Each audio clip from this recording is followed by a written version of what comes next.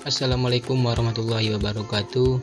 Balik lagi dengan saya Rian Prayoga Arahat, NPM 20150073, Prodi Vokasional Informatika 2A.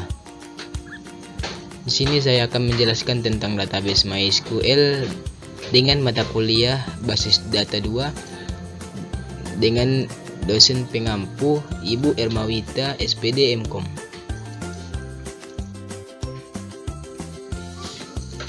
Yang pertama ialah pengertian MySQL. MySQL adalah sebuah database manajemen sistem atau manajemen basis data menggunakan perintah dasar SQL atau Structured Query Language yang cukup terkenal. Database manajemen sistem atau DBMS MySQL multi pengguna dan multi alur ini sudah dipakai lebih dari 6 juta pengguna di seluruh dunia. MySQL adalah DBMS yang open source dengan dua bentuk lisensi, yaitu free software atau perangkat lunak bebas dan shareware atau perangkat lunak berpemilik yang penggunanya terbatas. Jadi MySQL ini database server yang gratis dengan lisensi GNU atau General Public Lisensi atau GPL, sehingga dapat Anda pakai untuk keperluan pribadi atau komersial tanpa harus membayar lisensi yang ada. Di dalam MySQL terdapat kelebihan-kelebihan. Yang pertama ialah mendukung integrasi dengan bahasa pemrograman lain. Yang kedua, tidak membutuhkan RAM besar. Yang ketiga, mendukung multi-user. Yang keempat, bersifat open source. Yang kelima, struktur tabel yang fleksibel. Yang keenam, tipe data yang bervariasi. Dan yang terakhir yaitu keamanan yang terjamin. Di dalam database MySQL terdapat juga kekurangannya, yaitu yang pertama, kurang cocok untuk aplikasi game dan mobile. Yang kedua, sulit mengelola database yang besar. Dan yang terakhir ialah technical support yang kurang bagus.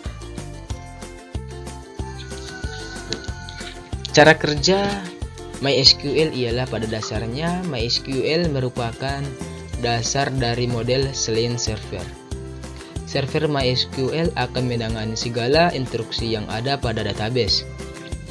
Servernya pun tersedia sebagai program terpisah yang akan digunakan dalam jangkauan selain dan server, serta berfungsi sebagai perpustakaan yang akan disematkan pada aplikasi secara terpisah.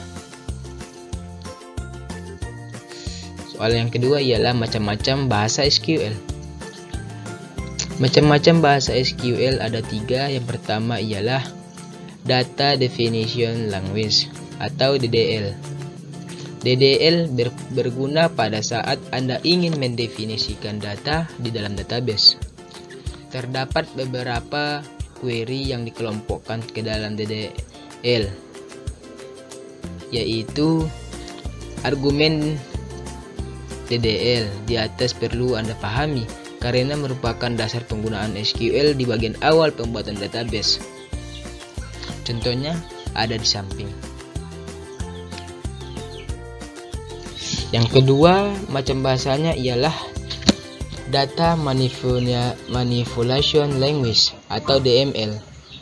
Data Manipulation Language atau DML dapat Anda pakai setelah menjalankan perintah DDL. DML berfungsi untuk memanipulasi, mengubah atau mengganti isi dari database atau tabel yang sudah ada. Ada 4 perintah dalam DML, yaitu insert atau menyiapkan data. Contoh insert ini nama tabel, file 2, values. Contohnya sudah tertera ya. Yang kedua, select atau mengambil data. Contohnya ialah file 1, file 2, from nama tabel, electron from nama tabel. Yang ketiga ialah update Contohnya update nama tabel set, nama filelet sama dengan nilai baru 1. Yang selanjutnya ialah delete atau menghapus data. Contohnya delete from nama tabel where. Macam bahasa SQL yang ketiga ialah data control language. Jika Anda sudah mempunyai user dan ingin mengatur hak akses masing-masing user, Anda sebaiknya memahami berbagai macam jenis DCL dan cara penggunaannya. DCL berguna untuk memberikan hak akses database, mendefinisikan space, mengalokasikan space, dan melakukan audit penggunaan database. Perintah DCL ada 2, yaitu grant dan revoke. Grant ialah memberikan akses atau hak istimewa pengguna, dan yang kedua ialah revoke atau memberikan hak akses pengguna yang diberikan lewat perintah grant.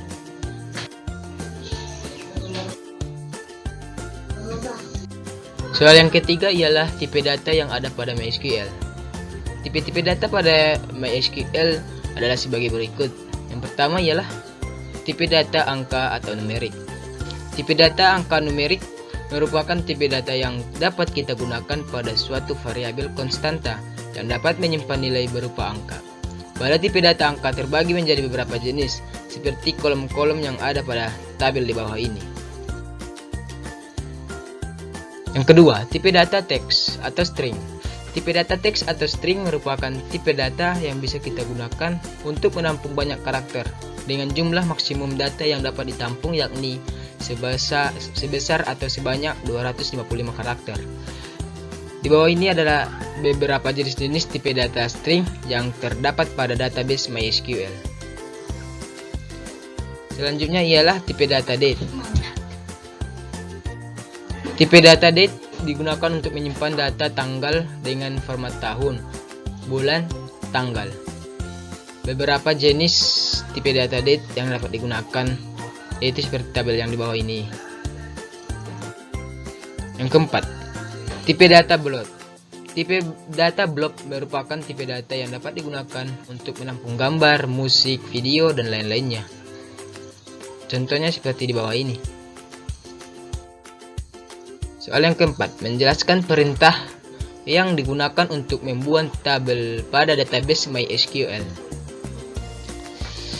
Perintah-perintah yang digunakan untuk membuat tabel pada database MySQL adalah yang pertama, create table adalah perintah yang digunakan untuk membuat sebuah tabel di database MySQL. Yang kedua ialah nama tabel adalah penamaan untuk tabel di dalam database. Yang ketiga, nama filelet adalah penamaan untuk filelet atau kolom di dalam tabel. Yang keempat, tipe adalah pemberian sebuah tipe data untuk filelet atau kolom. Yang kelima ialah panjang adalah pemberian ukuran jumlah atau batas data yang masuk pada sebuah filelet atau kolom. Yang selanjutnya, primary key digunakan untuk mendefinisikan kunci pada filelet atau kolom. Yang terakhir, nama filelet key adalah filelet atau kolom yang dimaksudkan untuk jadikan sebuah kunci pada tabel. Soal yang terakhir yaitu contoh penerapan perintah insert, select, delete, update pada MySQL. Yang pertama, insert digunakan untuk menambahkan baris data baru pada sebuah tabel. Sinteksnya, misalnya kita akan menambahkan sebuah baris data baru pada tabel. Contohnya ialah seperti pada kolom warna biru. Yang kedua, select digunakan untuk menampilkan baris data yang terdapat pada sebuah tabel. Contohnya menampilkan seluruh filelet. Contohnya ada pada tabel kolom. Yang ketiga, delete digunakan untuk menghapus baris data. Contohnya pada kolom warna biru ini. Yang keempat, update digunakan untuk mengubah nilai sebuah baris data. Perintah update harus menggunakan klausa atau where untuk mencegah terjadinya perubahan pada seluruh data. Kecuali ingin mengubah seluruhnya, maka tidak perlu diklausa sintaksnya pada tabel kolom biru.